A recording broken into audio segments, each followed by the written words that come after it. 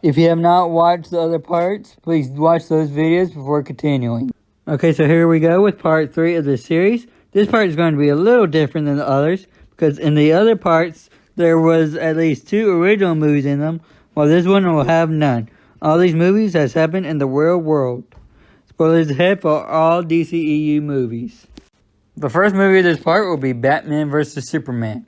So, with Batman vs. Superman, the way I see it is that there is not a chance that Superman will fight Batman while he is able to control himself. That's where Lex Luthor comes into play. We explain that since Lex went through the correct steps to bring back Superman, that he has total complete control over Superman. The movie starts out with Clark coming back to life. During this process, Lex gets electrocuted and has a vision. When this gets completed, Lex isn't quite sure it worked all the way. He is afraid that he just got the man, but not the super. So, Lex sets up his own crime. He realizes, though, that it should be small, since it doesn't get on any of the other supers' radar. Lex sends one of his henchmen to a dark alley to steal something from someone. The henchman tries to do this when Clark stops him by using every power that he has. Clark returns to Lex, with Lex having a big smile on his face. The problem is, though, the person he was stealing from was Lois Lane, and she just so happens to have gotten a picture of Clark. Lois knows that Clark is Superman and that he died finding Doomsday. She shows the picture of the Batman and Wonder Woman. Bruce says that it can't be him because everyone in this room saw him die. Bruce then thinks that it might be Clayface. Bruce then calls Commissioner Gordon to make sure Clayface is still in prison. Gordon tells him that he was about to call Batman to say that earlier in the day, Clayface escaped. This makes Batman believe that Clayface is the Clark that saved Lois. Then, there's a huge explosion, and Bruce says that maybe saving Lois was just a bluff so Clayface can have time to do what he actually wanted to do. Diana wants to go with Bruce, just in case, but he says he can handle it because he did it before, and he grabs the equipment he used in Batman 2. Of course, though, Batman gets destroyed, and the only reason he escaped was because he has a grappling hook. Bruce returns to the Batcave to heal up while Clark returns to Lex. Lex says, "Well done, no one can stop us now." He then tries everything he could think of to find out Clark's identity, because he doesn't need the real Superman's loved ones to ID him. But nothing is working because the real Clark was just that good at keeping the secret. When Bruce heals up, he immediately wants to go back after Clark. Diana stops him and says he shouldn't go. Bruce says that either she goes with him or he's going alone, but either way, he's going. Diana says that since they couldn't stop Doomsday, what makes you think the two of them can stop Clark? Bruce responds with, "Because this time, we'll have her," and points at Lois. Clark goes to another part of Metropolis and causes another explosion.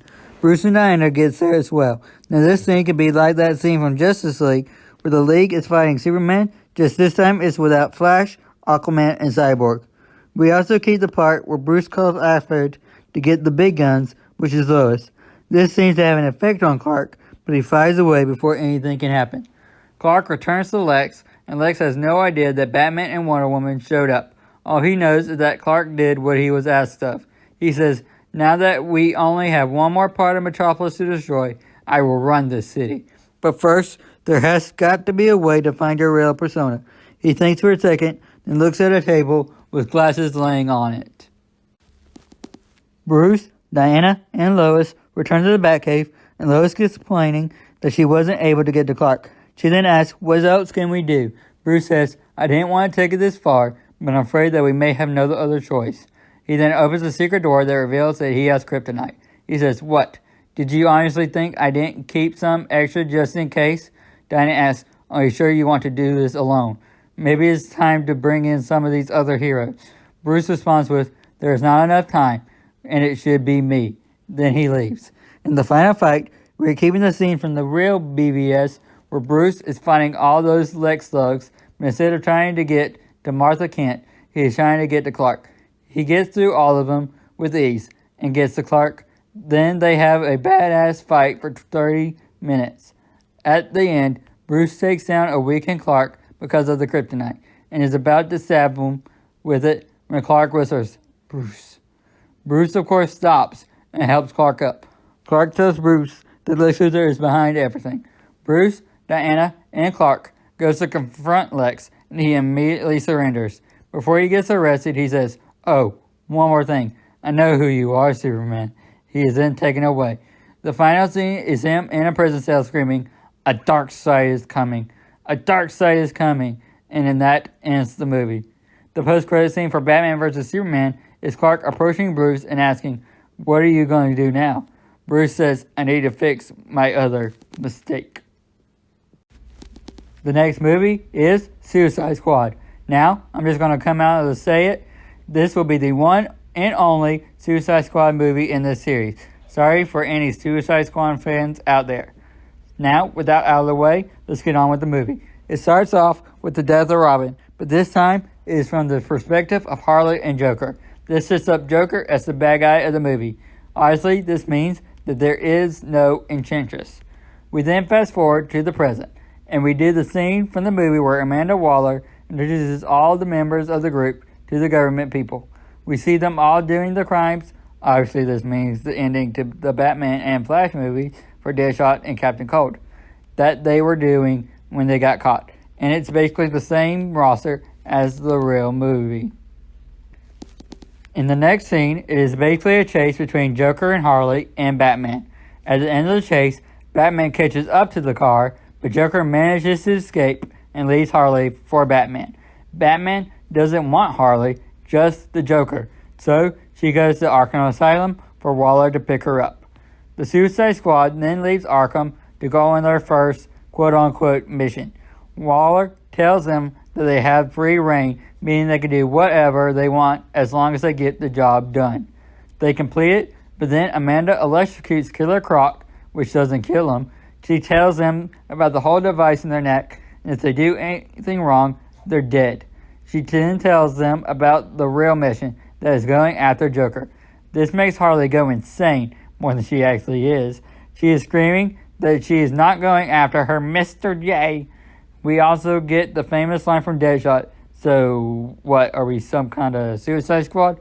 So the rest of the movie is basically a race between the squad and Batman to get to Joker. Joker commits a crime, and both of them go after him. But he manages to escape, until one time, the Suicide Squad gets so close that Harley sees him, they lock eyes, and Joker winks at her and leaves. The final time, Batman beats the Suicide Squad there, but every time he gets close, a group of Waller's men attack him. This allows the Suicide Squad to get to him.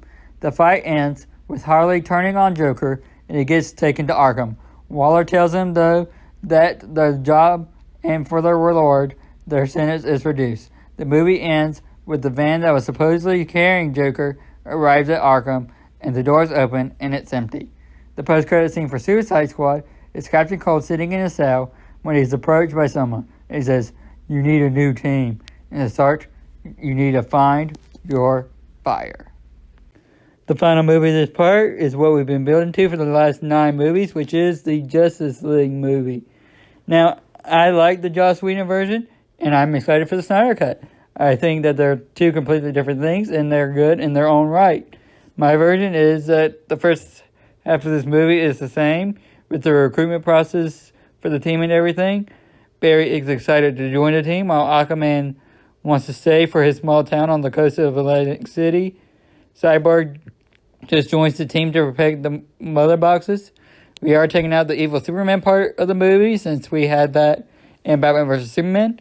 Also want an extended cut of the Flash and Superman race scene. Can we see who actually won that race? And the movie still ends with Steppenwolf retreating into the Boom Tomb and goes back to Apocalypse.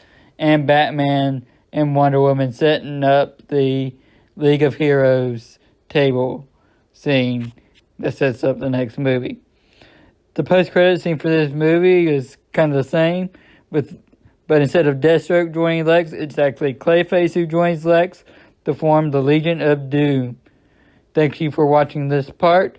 Please like, comment, and subscribe.